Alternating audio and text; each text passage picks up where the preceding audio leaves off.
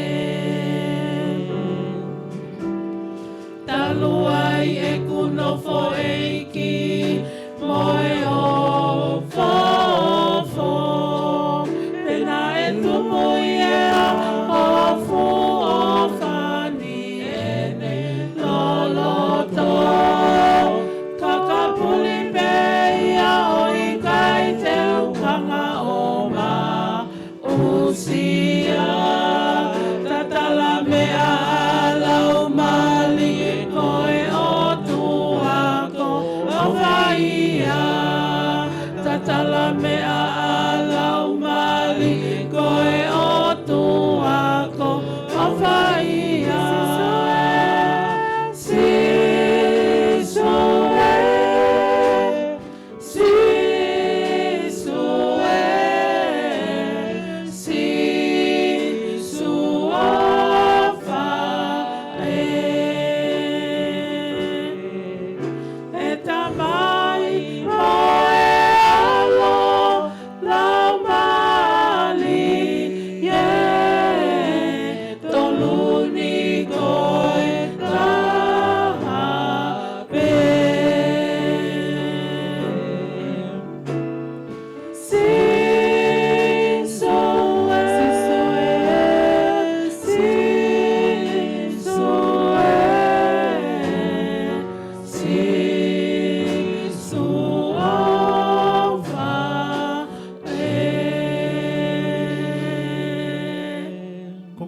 whamari ko ni e kaunga whono.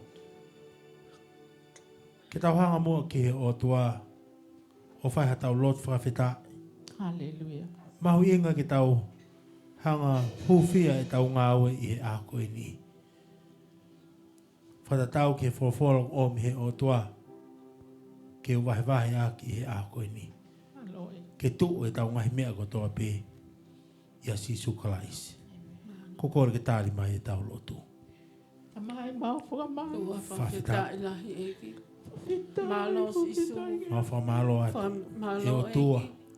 Whawhita iho mau O hiko tua ofa ho a fiona. Moia ko toa peo ki a tek mau tono. Kai ke mau me lawe hau mai whenga mari pehen i e a koe ni. Ka koe hanga e whatau kei.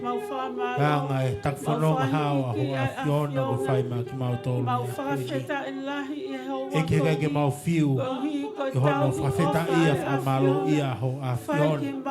E mau ilo i he koma koe ni. E mau inga ke mau taka ofi pe ki ho a fiona. Ko hiko kamata ke momoko ai ofa. Aho takai aho a fiona ki ho a fiona. Ka koe taimien ke mau taka ofi ai ki ho a fiona. He ko koe o ku ke hanga puke a mawa. E ko mau whamalo ati ngai mea kotoa pe. Ko ke whai ma mau tolu i ngai a koe ni. Ma whamalo atu hiko e tau hao ka whai ma ki mau tolu i ngai a koe ni. Ma whamalo atu hi koe tokoni ku ke whai ma mau whonua. Ma whawhita i ngai mea kotoa pe. Ko ke hanga o mai ke mau whowai i ngai a koe ni. Ko kai ke hanga tuanga ki mau tolu. Ka ke hanga o mai be ki mau tolu. Ka ke hanga lehi be ki mau tolu. I he konga o mau whanonga i e o tua. Ko mau whawhita i a koe ke. E ke mau whamalo a. Koe ka whenga mai e koe ni ke hanga o mai ke te ki mau tolu. Ke mau hanga o whanonga pe ki a Folofola ho a fiona. Ko taha ia e ngahi. Koloa mahu inga taha. Ke te ki mau tolu. Ka koe Folofola ho a fiona. Io e mai ngahi mea kotoa pe i he maamani ko ni. Ka koe Folofola ho a fiona. Pe kai pe mōri e. Pe kai pe mai. E ke mau whawhita e. E ngahi mea kotoa pe. E ke mau kōri e. Ka mau mai e. Tō mua kene nofo ia. Mau ki whiohi o whai e he ako ni sisu. E ke hama wāni tata ki mau tōna i papai. Wāni tata ki mau tōna. Whakavolu ha mau mahi loto. Whakavolu ha mau mahi. Te ringa whakalau mai e. Whakavolu ha mau atamai whakau tangata. Ka tuke he a pe a lau mai e a hui a fiona. O lea whakataha pa mwe tohi a sone. Ke whakamumua pe a ho a fiona. Ka mau mui a pe. E o tua. E ngā whakita. O hika mai. Whāli ko toa pe. Leha ngai. Whakata a lau o e ka mau kōri. Ia ai. Lima whakanonga ho a fiona. Ka te mau tōna si sa whakanonga. Kona loto. Anonga. Kona wata mai.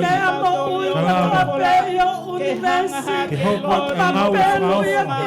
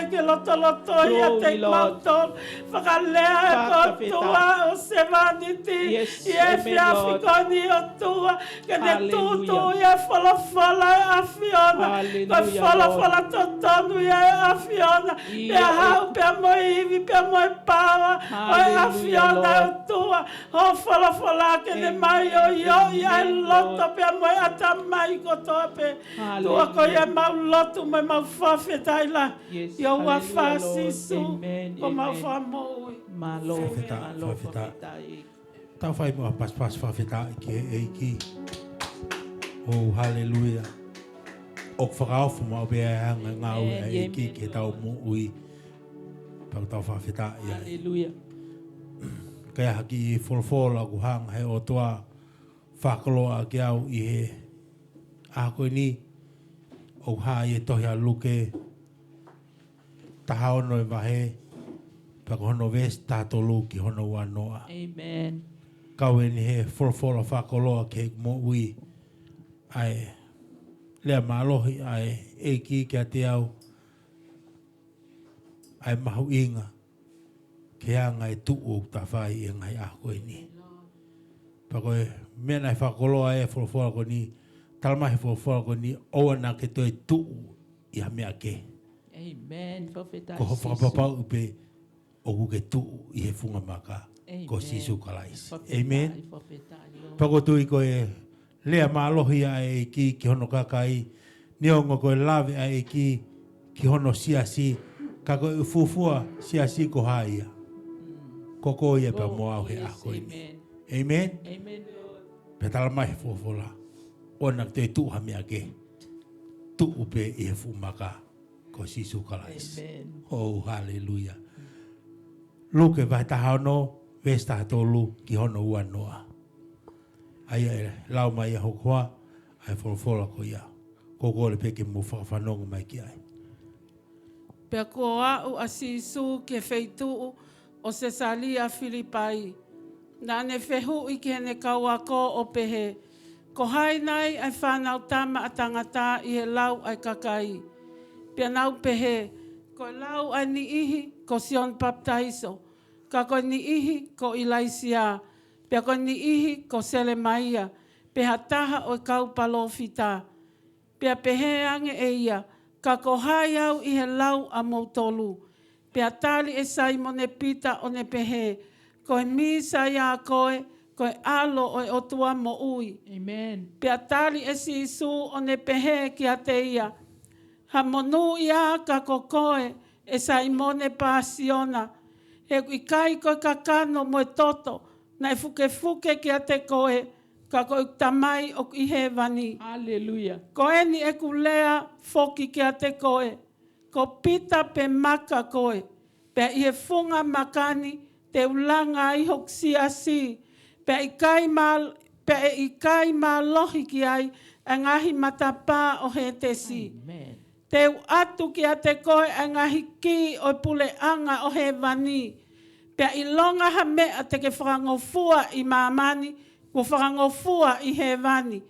Nā ne toki tapou ki he kauako, ke oua te nau whakaha ki ha taha, ko ia ai misa ia. Amen. Amen. Amen. Te kohono whakarea taha, ko ia e fumaka. Amen. Whawhetai sisu. Whawhetai. Kaya ki Kaveinga kuhanga he iki, o tuki hokulau maari he ako ni, o peheo hono whakalea, ka ke ka langa pe I he funga maka. Amen. Whawhetai sisu. Amen. Amen.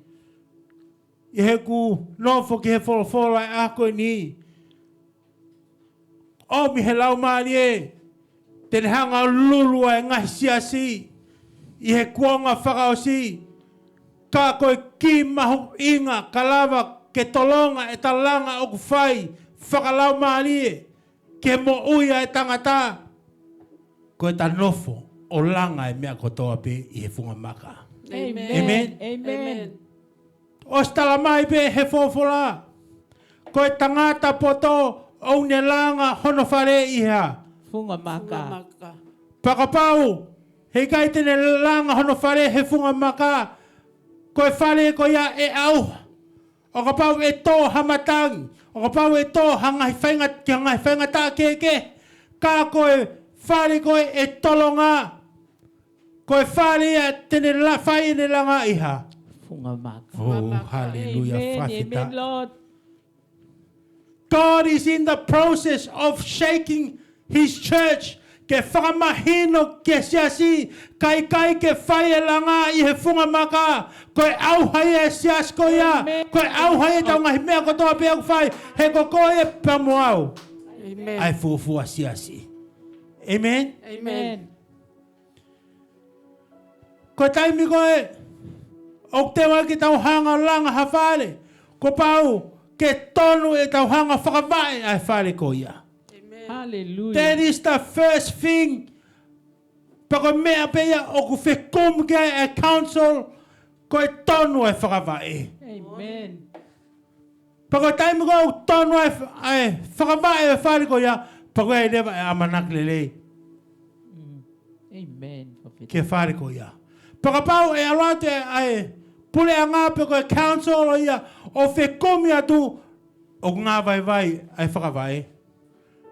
Kani ongo ai mata lelei ai whare, kau ngā vai e whakawai. O se hanga pēpure a ngā whakatai au ngā e langa ko ia. Kono ngā mahu inga ki he pure a ngā, ke lelei ai whakawai, ka lawa ki ha tolonga e langa o whai. Amen. Amen. O whawhita. Hallelujah. O ka pau pehepe, ai anga ngā au e ai pure a ngā, pe koe council koe, I homau kolo, ua noa ai eiki. Hallelujah. I ta whakalau mai. Whawhita. Talmai he Folofola a koe ni, langa he funga maka. Amen? Amen. Ona ke te whai koe halanga, I hangai whetu ke, langa pe he funga maka. Amen. Langa pe I he funga maka. Hallelujah. Amen. Hallelujah, Lord. Pako mea lau mari e Folofola a koe ni. Whakolo e Folofola a koe ni. Hanga e ki o mai. E ngai tāpua keke. Te tato klawi ki ai. He taimi koa. O kulanga I e ngahi mea kotoa pe. I he funga maka. Oh, Amen. hallelujah. Whawhetai sisu. Kake harea mo hataha. Talangi toko tako. Hei, taal peke funga maka o whaia e tārea. Amen. Amen. Kake whai hau ki ilanga. Talangi. Hau ke taal ke funga maka.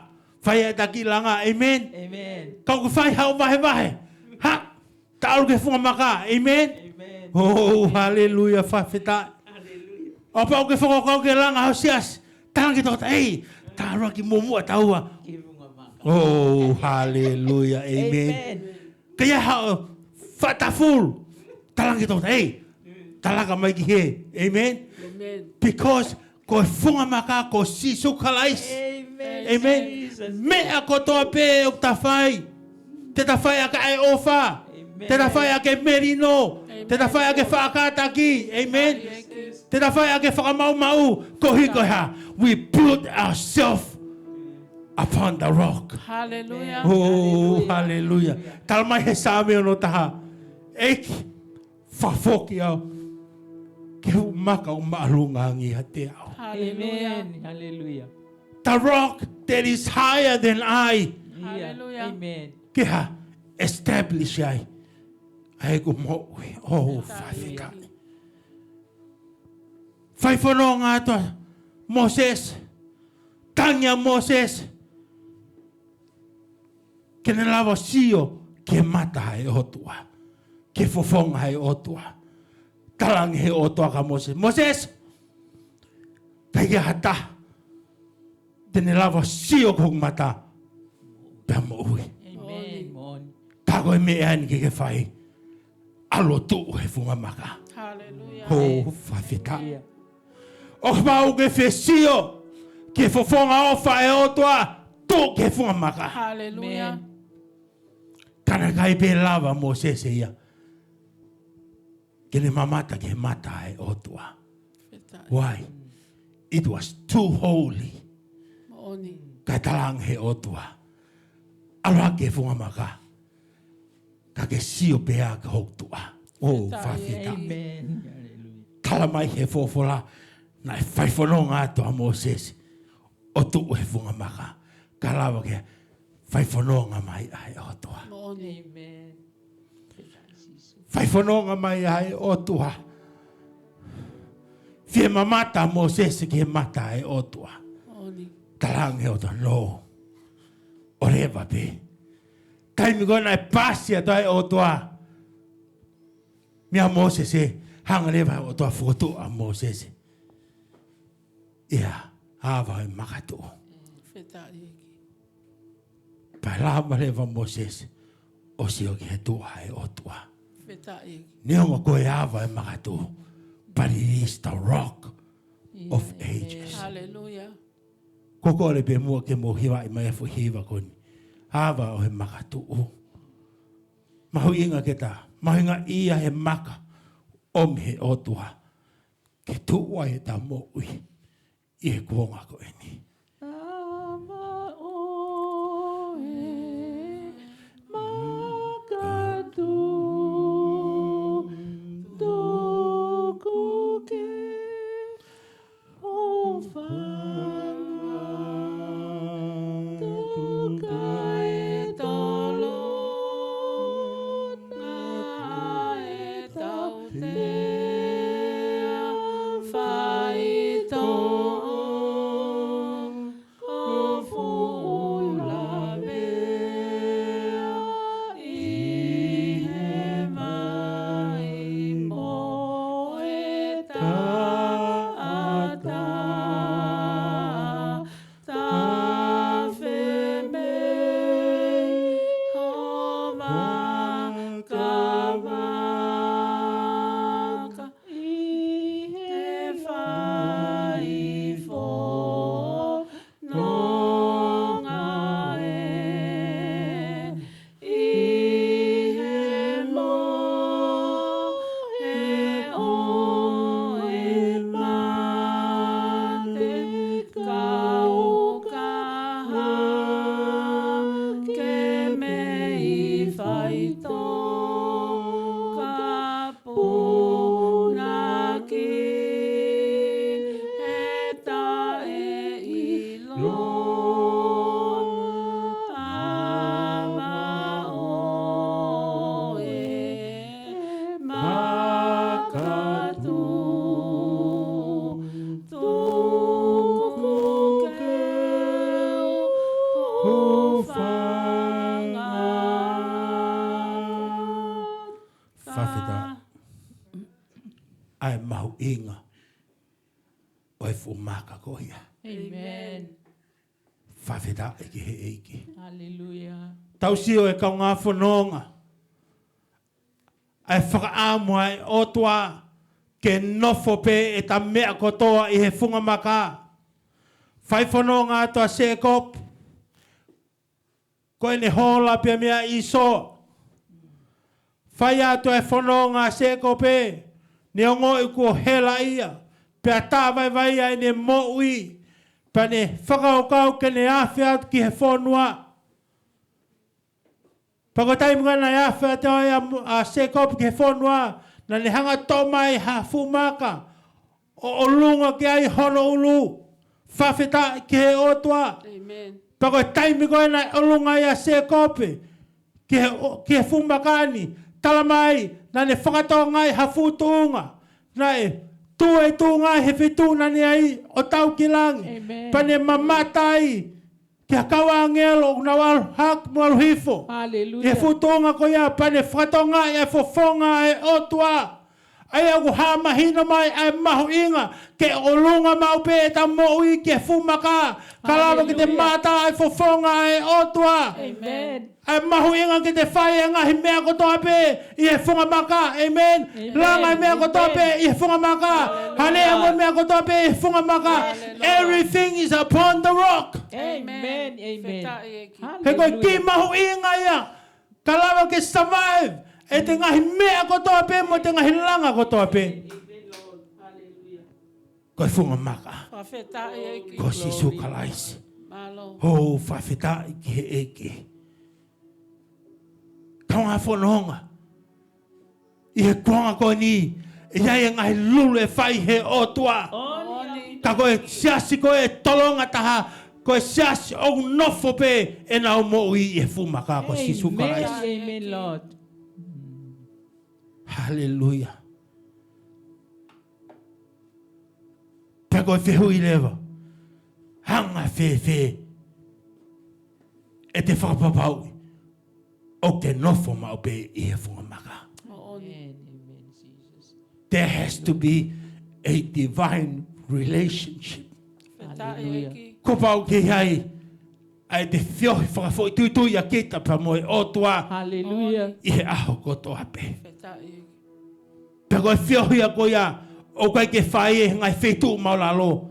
Kai whai whe. High places. Amen. Wheta Amen. e eki. High places. Hallelujah. Talange sisu. Kia pita. Musion. Semis. Tauraki. Let's go up to the top. Amen. Amen. Tauraki ki he moonga.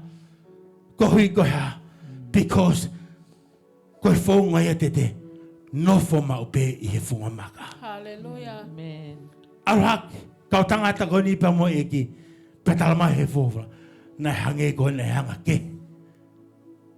Ai ahoia ko ia. Amen. Oni. Ho whawheta. Hallelujah. Because everything is when you fellowship pa mo e otua. Wheta e eki. Pa koe fellowship ya ko ia. Ko pau ke whai ia. E whetu o e lilo. Amen. You have to be alone pa mo e otua. Wheta e eki. Amen. You Hallelujah. have to be alone pa mo e otua. Amen. Oni. Kalava kia. Kalava. Ke nofo mau pe i he funga maka. Hallelujah. Amen. Whawheta. Talamai he tau talamai he Folofola e ta. Aloha ke a Moses. Ke funga mo unga. Pako taimi kona hifo ya Moses e nai ha. Nai ulo no fo. Oh, hallelujah. Amen. Hallelujah. Koe whakamahino ia ke he eki. Ai mahu inga. Ke te maunga nofo pe ke funga maka. Amen. Amen. Lord. Whawheta e eki. Siase ai o tua. Stay upon the rock Hallelujah. of ages. Amen. O na ki toi tu, ha toi mea ke. I he konga o ta whanonga hei. Amen. Wheta e eki. Ka ke whapapau. It's upon the rock. Hallelujah. It's upon the Lord. rock. Wheta e eki. He ka me i o karamai he otua. Ke nofo mau pe. E talanga he funga maka. Malo e eki. Ha mahino. I he Folofola e ki. He koe mea pia nane whai. He taimi koe nane kamatai e ne ministry. Hallelujah. Kai ke ne whiri e ia kau whare si. Peko kau sikalai pe. Io eki. Peko kau tala e ki. Ke whakate whito pe mea te kinau tolu. Ai ngā ue ai otua. Oni. Talang heki. Kene kawako. It's upon me. Amen. The anointed one. Feta e. Piane behe. Kwa uwe te honga whiri ki motolo. Ma aku. Pagotu I ko mea ia nai whai heki. Nane hanga wa ko I ne kaua ko. I he mome niti hon kotoa pe. Ki ha. Tō pe ia sisu kalais. Tō pe ia sisu kalais. Tō pe ia sisu kalais. Tō pe ia sisu kalais. Because the Father and I are one. Amen. Pagotu I ko ki mahu inga ia. Ke whai mo mahino ke ate ki taua he ako ni. Kau hinga ia nei kai kene whiri e kau whaale si ipuka kau taula iki. Ke tōa ia hano siasi. But who? Me, Jesus. Amen. Amen. Kilo e mea, nai loto mamahe kau taula iki. Koe hanga e kio tukuanga iki nao tōru. Kai whakate whito e mea ko toa pe ia te ia. Hallelujah. Feta e. And they didn't like that. Oni. Pakotui, kai aia, ha whakawhiri atu, hanga sias, o nau tōpe I he kakano pe mo e toto. Mahino pe ka te mo tōru. Because, koe na hanga ia whakatangai. Ai eiki. Amen. Mo oni. He gos whakamahino he eiki. It's upon me now. Yes. Amen. Amen, Lord. Hallelujah. Whawhita I he eiki. Whai whanau ngā toea Sisu ki Caesarea Philippi. Whakakaua eiki. Tuku mua keu ki sivi e kau tangata ko ni. Pek tu koa ia hai. E nau whalala. Talange Sisu. Koe anga hau mō whanongo. Ki he ngai kakai koe. Ko hai koe whanau tama tangata ki ate ki nau tōro. Whiu Maria e eki. Ke ne kaua ko. Talang he ne kaua ko. Ko whanongo. Ko e whanau tama tangata. No pehe tokua. Ko sione baptaiso. Amen. Ko sione baptaiso. Ko e na e whiri he otua. Ke hoko koha. Whakamelo melo. Pama e eki. Amen. Ko e ana ne whai baptaiso. I te unga e whakatomala. Amen. Whai atu eke. Pehange ni. Mau whanongo mau toru. Nau pehe nau toru ako Ilaisia. Tau ilo pe tau tola Ilaisia. He was a very powerful man. Amen. Oh, hallelujah. Peko Jeremiah, the weeping prophet. Pakotai mwana unofa ke Folofola ako ni. Foi pe mai pe e kia. Koe atunga e a ilo I mama o pe koe asi sukalaisi. Amen. Amen. Koe me ago e whakaiku ki hai. E whakaiku ia ko John Baptist. E whakaiku ia ko Ilaisia. E whakaiku ia ko Jeremiah. Pe koe kau palo vita. Kai tuku pe atoko tāgoa. Ton kia ana e langlangi. Amen. Amen. Pakotui. O pehe pe taimi. O koha. Tau taka mama o ai. Ke whai e tau langa iha. I he funga maka. Ko mau ke hea e langlangi ia. Kai tuku e toko ta. Amen, Lord. O ton ke ne au sia e ngai langlangi. Pakotui. Ko whai ngai ni. O makatu ungai he ngai green basket. O mau mai. O makatu ungai I he paanga. O makatu ungai he langa whare. O makatu ungai he moe. O makatu ungai ngai futunga o te mau. Why? Because koe atunga behia. Ai taka mama o e mo'ui. Mi he langa iha. Funga Maka. Funga maka. Hallelujah, Sisu. O makatu ungai he pureanga. O makatu ungai he. O makatunga ia he. Kai tuku pe. Ai fumaka ko Sisu kalais. Amen, Lord. Feta e eki. Pekai ke wofau.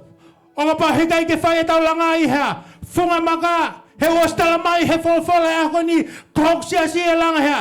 Funga Maka. Funga Maka. Funga Maka. Funga Maka. Funga Maka. Opa higa ke fai tau langa funga Maka. Ko se le baptizo. Ko e whanau tama tangata. Ko se le maia. Ko e whanau tama tangata. Ko ilaisia. Ko e whanau tama tangata. Oh, hallelujah. To eke anghe eke. Hey, what about you guys? Hey, what about you guys? Longo kotoa e kau ako ia. Kai tari hake. Heki kai mumu ako hen kohai. Simon e Peter. Oh, hallelujah. Sai pe kai mumua. Kai lere totonu pe. E foi laine totonu. Oh, hallelujah. Amen. Koe momeniti pe. Oh, lere ko heleini hala. Guess what happened? You are no longer a disciple of Christ. He was talamai pe he Folofola. Kau ku fiema ke tono e langa ku ke whai. Langa pe funga Maka. Langa pe funga Maka. Pagos ilo iau. Iai ngai whahinga toko la. Tā pala sia nau mo'ui. Kau talamai e sisu. Langa pe ko he funga Maka. Hallelujah. Langa pe ko he funga Maka. Hallelujah. I know the pain you are going through. Kakilanga bego hefunga Maka. I know how slow you may be. Langa bego hefunga Maka. Hallelujah. Langa bego hefunga Maka. Fafita. Talange Simon Peter. Kokoe. Ai alohe otua. Kokoe. Ai whanau tama tangata. Fafita i he eki. Hongo i he otua. Pore pore ne mo'i. Kohi ko taua ne Kaveinga. Ko hau e foi tōtaha ia gon ko Simon i Peter. Ke toonga matotoa whakalau maari e ne mo'i. He gon e reana e pe. Monu i a ka kokoe. Simon e pasihon. Fafita. Koe mahu inga. Ke whae te langa i he funga Maka. Kohi. He talang hegi. Because nei kai koe ka kano pe koe toto. Na ne fuka fuki kia te koe. Ai moni whakai otua. Hallelujah, Lord. It is my heavenly Father. Hallelujah. Why, Simon Peter? Because you've learned to stand upon the rock. Amen. And that's what happens when you stand upon the rock. Go ahead. The Holy Spirit Amen. gives you direction. Go here, Ogneha. Fuke fuke nga himoni whakai otua. Hallelujah. Oke kai koe kakano pe moe toto. Ka koe lau Maria e otua. Whawhika. Oh, you are blessed, Simon Peter. You are blessed because you have learned to stand upon the rock. Amen, Lord. Of ages. Tausio. Ke mea o lang lang ia ai otua. Hallelujah. O ke lang lang ia ai otua. Ya toi mea ke hi he maman ko ni. Pe ko tu e te moi he pureanga. Pe ko tu e te moi he panga. Pe ko tu e te moi he koloa maman ko ni. Mea peta. O ke le ia pa koa ia ia he otua. When he learned to stand upon the rock. Hallelujah. O whaia i te langa. Malo e. Whawhita. Tarangi. Hegi ka Simon Peter. Simon Peter. Today you will be Peter. Maoni. Ko Peter koe. Feta e. Hego Christia ta ho mo'ui. Maoni. Ko hinga i ta. You are that rock Feta e. to represent me, the rock. Hallelujah.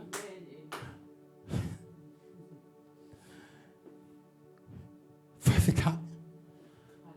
Whātatau pe he iki a Simon Peter kia te ia. You are that rock, Simon Peter. kayo maman ko ni tinahuyag na tol hingwa ke. Kago talato yaw. You are the rock. Hallelujah. Because you learn to build your life upon the what? The rock. Hallelujah. Pero time ko langa itaw mo ya sisu kalay si petalamay leva. He tangata ko mo Paula. Ko kalay ata mo. Profeta Ko kalay ata mo. Hallelujah. Petalamay leva he Folofola. Fahangeki. Pero e fumaka ko ya. That is where I will build my church. Mooni. You are that rock. And Christ wants to build his church upon that rock. Profeta eki. Kaya time ko na mawahea eki. Kaya whakahoko atu e Simon and Peter e ngau e eki. Very powerful. Amen. Because he knew me ako toa pe whatewhito i he whamaka. Hallelujah. Me ako toa pe whatewhito i he peki a kalaisna ni. Profeta eki. He ko me ena malanga gea Simon and Peter. He taim kona hifo e lau maari. Ko kalaisi pe. Ko kalaisi pe. Profeta eki. Lawai ke mau whahi e ngahi mea ko ia. Ko kalaisi pe. Ko kalaisi pe. Malo. Koe fu makape, koe fu makape, koe fu makape, koe fu makape. Ho whawhika. Talange, he e ki ka Simon and Peter. Kok siasi. E langa e funga maka ko ia. Mooni. Peko e me ai ni hoko. He kai ke malo. Ai matapā he te si ki ai. Whawhikai. Ko me au mālohi ai a he tes. I ngai siasi he ako ni. Ko hiko hea. Ko hiko kai ke nau. Langa i he maka. Oh, hallelujah. Kai ke nau langa he fumaka. Petalange sisu. These are the blessings. E te hanga langa hono siasi. I he funga maka. Hei kai ke te mālohi. Ai matapao he te si. Amen. Pakohea lewa mea hoko. Pakoe ngahi ki o pure anga o hai. O tua hevani. Hewa ni. Au iua. Oange. Ko ia. Give. Giving. Give. Give. Pea ko e kumoui. You know, sometimes you don't have to pray to open the gate of heaven to me. All you need to do, yeah, langa pe ko he funga maka. Amen. Me ako to pe ko fai langa pe ko he funga maka. Langa pe ko he funga maka. Everything malanga funga maka. Talanoa funga maka. Amen. Vahe vahe funga maka. Amen. Oh, hallelujah. Hoko e Folofola ni. Kene hanga tapa ki e kumoui. Sometimes we pray too much. Ke awa hewan. Ke te tautol. Ka kos hanga he otoa o mai hene Folofola. Ka pau te ke whae ngahi mea kotoa pe i he funga maka.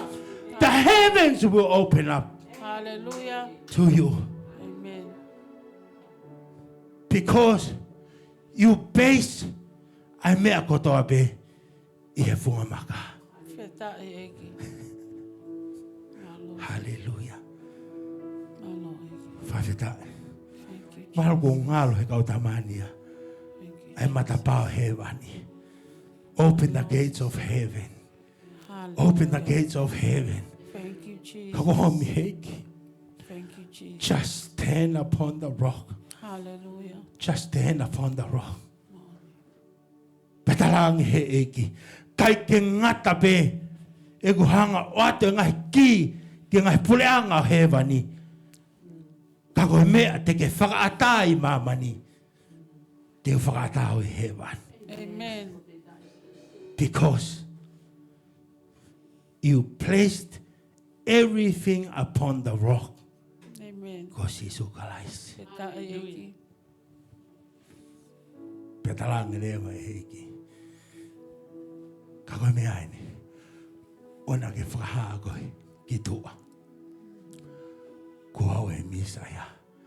Ko au e fumaka. Ka orewa koa whakakato e ngau e ai otua. Wani. Kana ni whakaha ia ki ne kawako. I am that rock. Ko au e misaya. Pe tae eki. Tako i ai kawako. Maulanga. Ta maulanga pe fumaka. Whawhi tae eki. O whawhita. Pe tae eki. Ko i ai Folofola. O me eiki. Ko ia hatau langa whakalau mahari langa pe fuamaka. Hallelujah. Whemau ke langa homo oi whakafoi tui tui nofo pe ke fuamaka. Whawhi tae eki. Nofo pe ke fuamaka. Hallelujah. He ko au ai makarahi Pe tae ko eki. si sukarais. Kokore pe ke ai maha tau ki fo hiwa. I don't know. Hai tau fo hiwa ngi melang. Open the floodgates of heaven. Let it rain. Let it rain. Open the floodgates of heaven.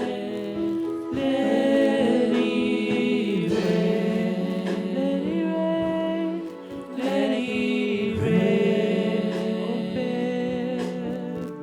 open the floodgates of heaven. Let it rain. Yes, Lord, let it rain. Let it rain. Fakava matapata fea o hemani tuhuma hauha. Fakava matapata fea o hemani tuhuma hauha. Open the floodgates of heaven. Yes, hallelujah. Let it rain. Let it rain. Open the floodgates of heaven. Let it rain. Let it rain. Kokore pe ka ngā whanonga. Tau te whai pe mua halotu ke eki. Amen.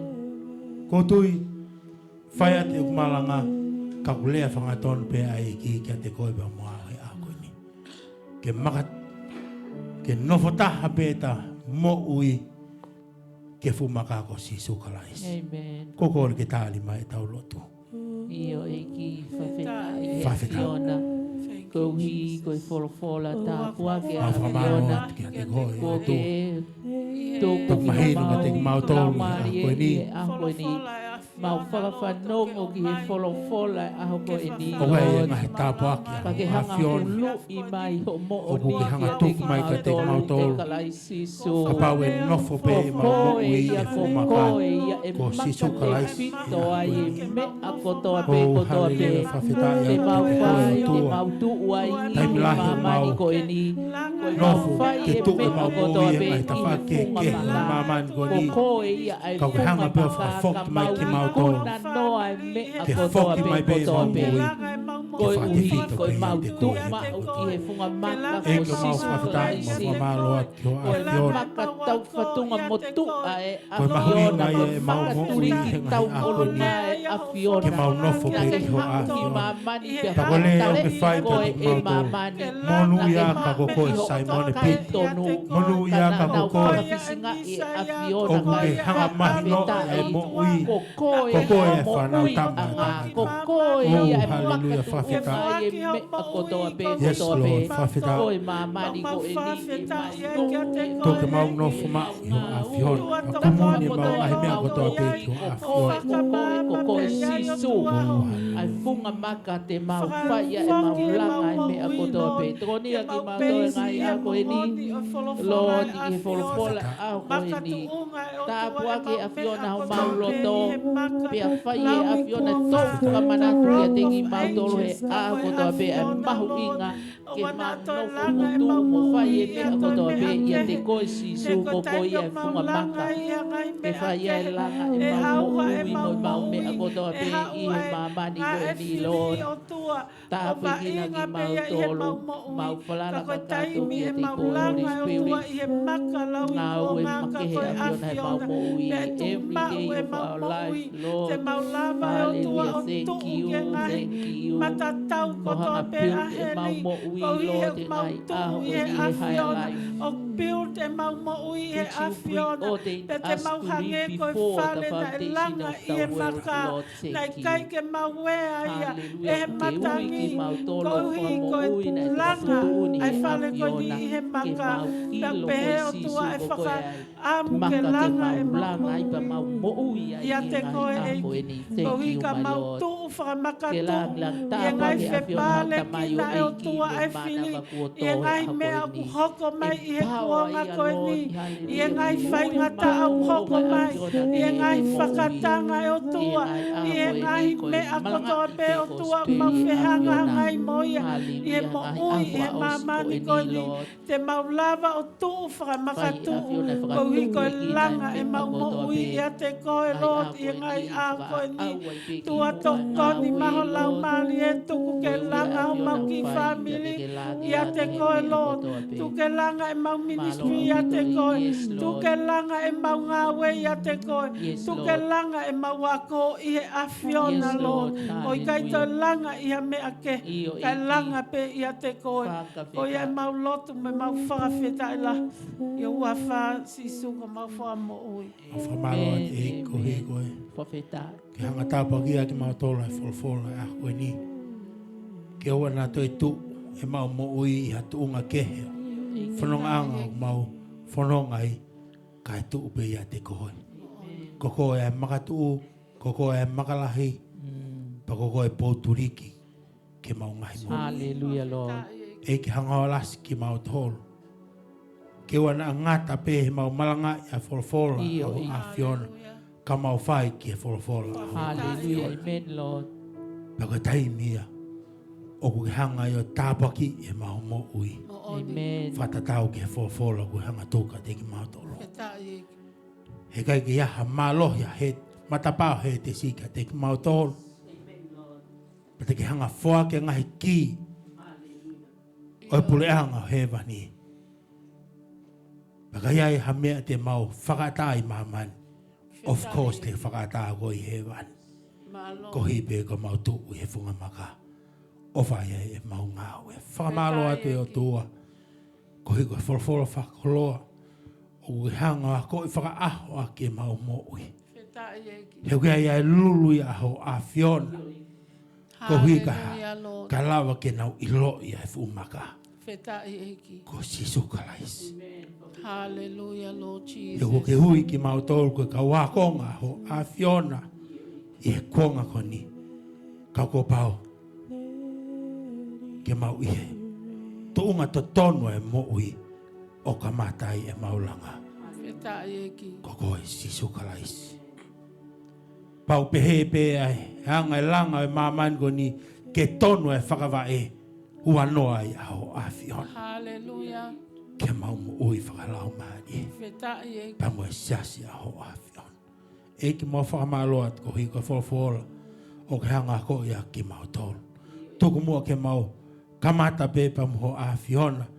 Pe mau. Osi pe pa mo a Fiona. Kalawa ke mauhutu hanga koloa lelei o hange. Ko ngai koloa lelei ko hanga awe ke ho kaua ko he ako e ni. Ma whamaloa ko hene, lau maria ho a whihon.